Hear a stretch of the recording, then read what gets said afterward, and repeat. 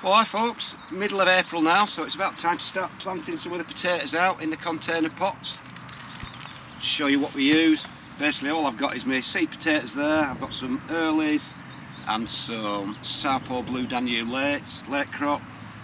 Potato fertilizer I'm using just general blood fish and bone, and I'm going to add half as much, well half, 50-50 blood fish and bone and this organic fertilizer, organic potato fertilizer, which is higher in potash, which gives your tubers a bit more of a bulking up. So basically I'll just try and explain what we use. Like I said, I've always used these 30 litre containers. We've got loads of drainage holes in all around the bottom, and I've actually drilled some more in the bottom as well. And this does two things. Not only does it keep them from getting waterlogged, but when you do get round to planting them into the soil like this, it means that the roots of the potatoes can grow out of the bottom of the pot and into the soil below. So that gives the plant a lot more nutrients and a lot more moisture. So it's like a double effect really. So it's getting all the energy and all the nutrients from the compost, and then when the roots grow down, they'll grow down into the soil and get even more of benefit from all the other nutrients. It couldn't be easier. I'll show you what we do. I'm going to just fill this container about half full with any old compost. Your own garden compost better, because it'll have more nutrients in, but this is just bog standard multi-purpose. Not sure what it's made of. I think it's about 90% wood fibre now, because it's always peat reduced stuff. So just going to fill it half full. That's about right. And then what I'm going to add is, to this half, I'm going to add a handful of potato fertiliser, which is about an ounce. I'll do this for both halves of the pot. And a handful of blood fish and, whoops, Christ, head's falling to bits. And a handful of blood fish and bone. And just give that a good mixing in. Into the compost like so. So all in all, we're putting 4 ounces of fertiliser in each pot.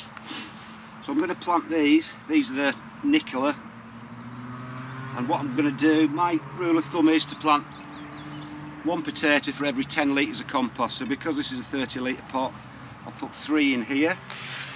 So if you can see, I'm just going to plunge those in to within about 2 inches of the bottom.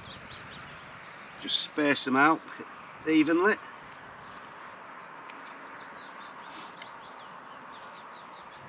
Like so. And then simply continue to fill this up. I'm not going to fill it right to the top. I'll tell you why in a minute.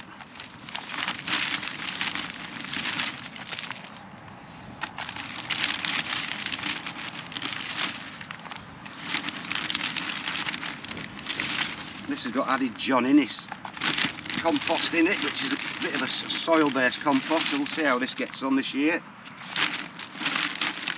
So I'm going to leave a couple of inches at the top like that, and again just add another handful of that stuff, add a handful of this stuff, give it a good mix in again.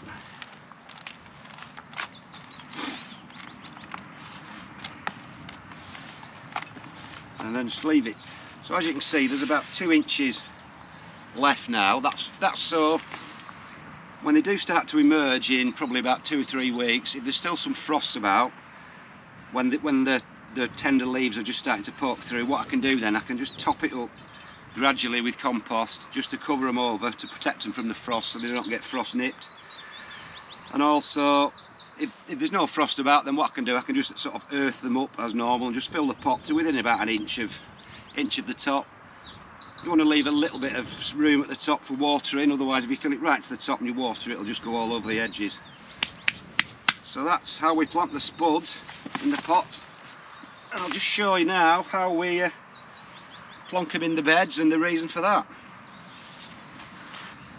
So this is where I'm going to plant the potatoes into the beds, and all I've done is just made like a 2-inch trench to sit the pots in. And what I'm going to add to this now is a bit of blood fish and bone again, so they've got even more fertiliser to go at. So I'm just going to Sprinkle a bit of that in.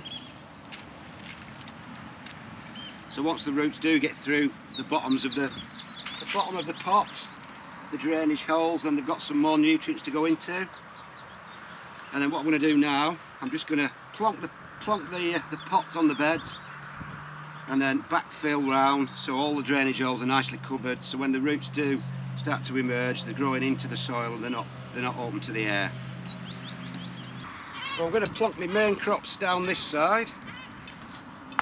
I'm just going to try and get them as level as possible, making sure that the base is in total contact with the soil.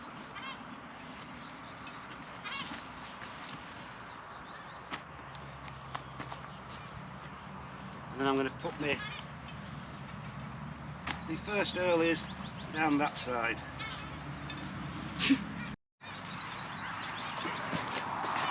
Oh, first earlies, or second earlies, going to go down this side.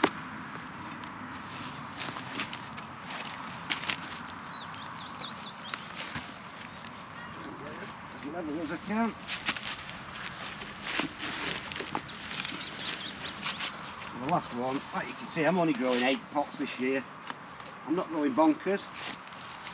So now what I'm going to do, as you can see, is just backfill all this soil around the pots, so all the drainage holes are nicely covered up.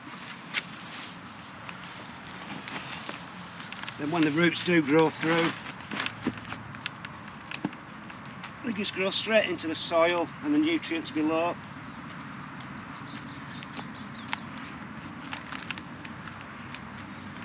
We'll see how they get on in this bed. This is where I used to grow my giant onions. Not grown anything in this bed for years, so it should be good soil, but we'll just see anyway. Right then folks, so that's it. I've just done 8 pots this year. They're all backfilled now, all good to go. So I won't water these now at all, because it'll probably rain anyway. There'll be plenty of moisture in the pots until they start to sprout, and I want the roots to search down for moisture and hopefully go straight through the holes in the bottom as quick as they can. So if you look at that, I've got 8 pots in there, 4 lots of main crop, which I would hope to get at least £10 a pot. 4 pots of earlies, get £6 a pot, so that's sort of £65 of spuds. And I've measured the area, it's 4 foot by 4 foot, so it's 16 foot, £64. £4.5 a square foot or something like that, so it's quite a good haul. And people say, why do you grow them in pots? Well, to be honest, because I can't be bothered to dig spuds out of the ground. I just find it too hard work these days and too time consuming, and I do get rats up here later on in the season, and this seems to keep them out, and it also always seems to keep the slugs out, so they never get any slug damage whatsoever growing in the pots.